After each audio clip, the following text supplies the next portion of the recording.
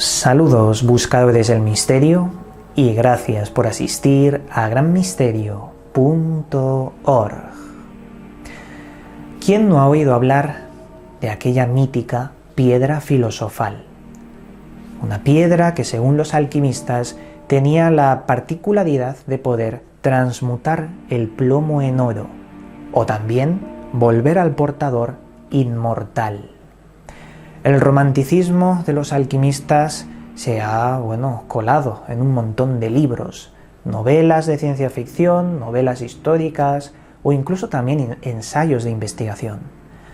Porque los alquimistas eran filósofos, eran científicos, eran personas que de verdad guardaban muchos secretos, que hoy en día son secretos recelosos, ocultados en muchas logias y sociedades discretas. Entre muchos alquimistas que han existido, solo unos pocos han alcanzado la creación de la ansiada piedra filosofal, y uno de ellos posiblemente fuese Nicolas Flamel. Nicolas Flamel fue, un extravagante alquimista medieval muy conocido en la época, que nació en Pontoise en 1330 y se dice que murió en 1418. Y esto lo recalco porque su tumba, cuando fue abierta por varias circunstancias, estaba vacía. Y claro, si hablamos del secreto de la inmortalidad, ¿quién sabe? Nunca se sabe. Como os decía, la gente conocía muchísimo al famoso Nicolas Flamel en su época, sobre todo porque era un hombre millonario por aquel entonces, alguien con inmensas riquezas. Tenía 7 iglesias, 3 capillas, 14 hospitales y más de 30 casas y fincas a su nombre. Pero este hombre, este alquimista y como muchos otros, le gustaba incluir símbolos ocultos en todas sus obras y en todas sus posesiones. Por ello fueron muchos los que sospechaban que Nicolas Flamel había descubierto el mayor secreto de la alquimia y estaba colocando esos símbolos en el relieve, en la decoración de todas sus propiedades. El mayor secreto de la alquimia, la piedra filosofal, mucha gente sospechaba de que lo había conseguido Nicolas Flamel, que podía transmutar el plomo en oro, y eso explicaría su enorme riqueza. Como os decía, se sabe que Nicolas Flamel ocultó los secretos de la piedra filosofal en las fachadas que decoraban sus fincas y sus casas, lugares que escondían no solo símbolos alquímicos, sino cabalísticos, aunque al fin y al cabo todo está relacionado. Sus relieves insinuaban estos símbolos prohibidos. E incluso a día de hoy, en nuestra actualidad, hay personas que hacen una ruta mística por todos los lugares que visitó Nicolas Flamel hasta encontrar las ruinas que quedan de sus propiedades para buscar esos símbolos. A día de hoy está esa ruta mística por encontrarlos. Pero los secretos reales de Nicolas Flamel empiezan en 1357, cuando a Nicolas le llega a sus manos un extraño y curioso libro. Un libro que jamás había visto y que desentonaba con muchos otros, sobre todo por su revestimiento de cobre o bronce, y también porque en su interior habían conjuntos de 7 láminas de metal, 7 láminas con símbolos que jamás había visto y que no podía leer. Ese extraño libro parecía que tenía mucho que ver con la alquimia, con la piedra filosofal, pero esto no lo descubriría hasta 21 años después de intentar descifrar el libro. Lo único que se sabe de este libro es que estaba firmado por Abraham, príncipe judío, y así se le dio el nombre del libro de Abraham el judío, que es totalmente un misterio de dónde ha salido. Como os decía, durante 21 años Nicolas Flamel intentó descifrar ese libro, pero sin éxito. Solo pudo atisbar un poco de qué iba el libro, de la alquimia y demás. Hubo una persona que también vio el libro, su esposa Pernelle, y fue, digamos que de los pocos que pudieron ver esa majestuosa y misteriosa obra. Entonces Flamel tuvo una idea, después de 21 años, de investigar, preguntar y buscar a gente que de verdad supiera traducir eso. Su idea era viajar a España, tras la búsqueda de un judío que descifrase ese misterioso libro. En la ciudad de León encontró un gran cabalista llamado Chánchez, que también se puede traducir como Sánchez. Un hombre que descendía del mismísimo Moisés de León, creador del primer texto cabalista del que se tiene constancia histórica, el Zohar, o también llamado el Libro del Esplendor. El libro que portaba, el libro de Abraham, el príncipe judío, se lo enseñó a Chánchez y empezó a traducirlo. No solo hablaba de la piedra filosofal, ni de la transmutación del plomo al oro, sino también de la creación de homúnculos. Los homúnculos son la creación de vida a partir de materiales, minerales, de una serie de sustancias químicas.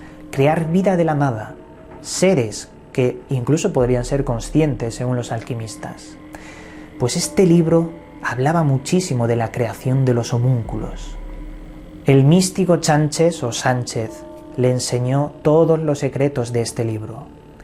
Sobre todo, Nicolas Flamel destaca un día, el 17 de enero de 1382, cuando por fin consigue transmutar una libra de mercurio en plata de una pureza extraordinaria, y 8 días más tarde consigue transmutar mercurio en oro finísimo.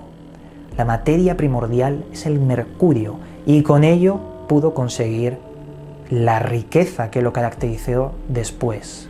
Lo último que se sabe de Nicolas Flamel es que a partir de todo esto se volvió inmensamente rico. También hay que decir que con el tiempo él escribió un libro, el llamado El Libro de las Figuras Jeroglíficas, donde dejaría de verdad plasmado el secreto que descubrió en el libro de Abraham el judío. Lo dejó ahí, en el libro de las figuras jeroglíficas. Libro muy importante que inspiró al propio Fulcanelli para crear su majestuoso y magnífico libro El misterio de las catedrales, que nos habla de cómo las catedrales de Francia y otros sitios fueron construidas siguiendo el patrón de Egipto para alinearlas con los astros y obtener una energía sutil que viene del cosmos. Pues fijaos, ha inspirado este libro del misterio de las catedrales, que ya os digo, es un referente en el mundo del misterio porque oculta claves de verdad y nos enseña que los constructores no ponían una piedra simplemente en un lugar al azar, sabían muy bien dónde construir y cómo hacerlo. Bueno, como los arquitectos de Egipto, es que se ha replicado el modelo en nuestra época y esto, claro, esto daría para hablar en otro programa. Sea como fuere, Nicolas Flamel dejó todos esos secretos en el libro de las figuras jeroglíficas. Ahora bien, se dice que Nicolas Flamel fue enterrado en la iglesia de los peregrinos de Santiago cuando murió, bajo una piedra que él mismo había tallado cuando estaba en vida. Una piedra que tenía unos símbolos, un tallaje de la forma y gusto que quería el señor Flamel. Pues su lápida estuvo expuesta mucho tiempo hasta que se derrumbó la iglesia y partió la tumba. Sorpresa, la tumba estaba vacía. Lo curioso es que en la tumba estaba escrito la frase: de la tierra vengo y a la tierra vuelvo. Claro, se puede interpretar de dos formas: de que venimos de la tierra y morimos y volvemos al polvo de la tierra, o al revés, de que nacemos en la tierra y tras morir volvemos a la tierra. Es una frase con doble sentido alquímico de este señor que conocía todos estos secretos. Hubo un escritor francés llamado Paul Lucas que siguió la pista de Nicolas Flamel después de su muerte, es decir, encontró en la ciudad turca de Bursa varias personas que hablaban de que Nicolas Flamel junto a su esposa habían estado allí y habían cruzado varios lugares hasta las Indias, donde vivirían el resto de su vida. Claro, que pueden ser miles de años si hacemos caso a la leyenda. Si todo esto es verdad, Nicolas Flamel no murió en 1418. Se fue a las Indias y siguió investigando junto a su esposa. Quién sabe, al igual sigue allí, pero esto ya sería otro misterio. El caso es que aquí tenéis varios datos que he podido recopilar sobre Nicolas Flamel. Por cierto, que se me olvidaba, el Camino de Santiago, aquí en España, también se relaciona con Nicolas Flamel, con ese peregrinaje hacia León para encontrar un cabalista que ayudase a traducir ese libro. Es como si el alquimista también hubiera hecho algo similar al Camino de Santiago. De esto se habla mucho en varios lugares y me pareció interesante reseñarlo. En fin, los secretos de la alquimia, yo personalmente creo que son reales, que se puede conseguir, que esa piedra filosofal, en las cartas de Aristeo a su hijo, que te enseñan cómo hacerla, tiene dos elementos muy importantes. El primero, ese algo que está en el ambiente en primavera, en los bosques, que debe ser capturado con un frasco y destilado, el vaho, algo que transmite la naturaleza. Y el segundo, la mente.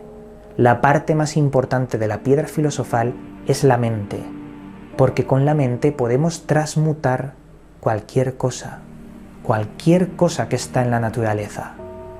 Es decir, los aviones no existían, fue la mente que transmutó la materia para fabricar un avión. Esa es la piedra filosofal, es la mayor parte del enigma. En fin, con esto el misterio está servido y continuamos con Gran Misterio.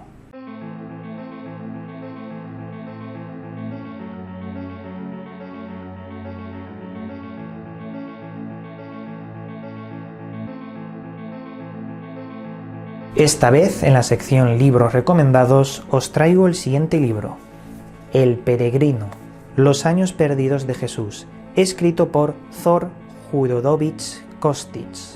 La editorial es Luciérnaga.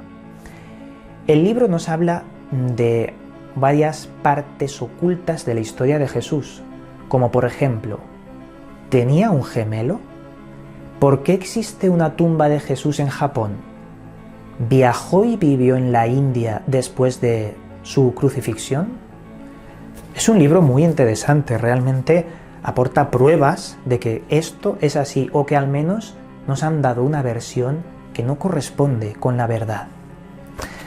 Algún día os hablaré del libro de Andreas Faber-Kaiser, Jesús vivió y murió en Cachemira, que es muy interesante, y también haremos un programa sobre Osiris, porque hay unos textos egipcios que nos hablan de una mujer que recibió un espíritu del cielo, que ese espíritu hizo que tuviera un hijo, que ese hijo se llamaba Osiris, pero no era el Osiris Dios, sino era una encarnación del propio Osiris, y que la festividad por excelencia era el 25 de diciembre, es decir, un día os hablaré de un vídeo donde presentemos pruebas de que la religión ha copiado textos egipcios, que realmente es una transmutación de los mitos egipcios, pero por parte de la religión católica y la Iglesia. Pero esto ya es otro tema. En fin, espero que este programa haya sido de vuestro agrado. Como siempre, el misterio está servido. Os mando un cálido abrazo y nos volveremos a ver en otro vídeo.